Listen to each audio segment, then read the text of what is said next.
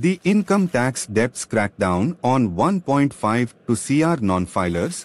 Welcome back to A to Z Banking Technology. Today, we are diving into a crucial issue that affects millions of taxpayers, the non-filing of income tax returns in the fiscal year 2022-23.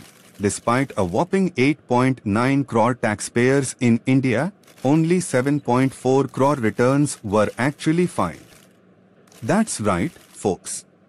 Nearly 1.5 crore individuals and entities slipped through the cracks, failing to fulfill their tax obligations. Who are these non-filers, you may wonder?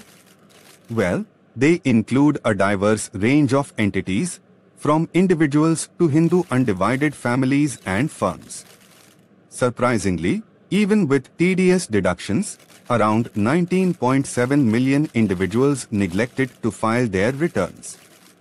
Talk about missed opportunities, but fear not, because the Income Tax Department is on the case.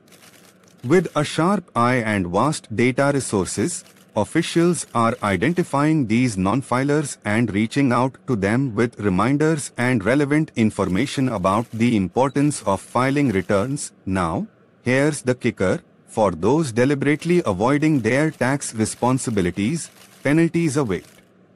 However, for those with valid reasons, such as sudden income spikes, the department is open to explanations and encourages them to file their returns promptly. With approximately 8,000 to 9,000 potential taxpayers already receiving notices for their conspicuous transactions, it's clear that the taxman means business.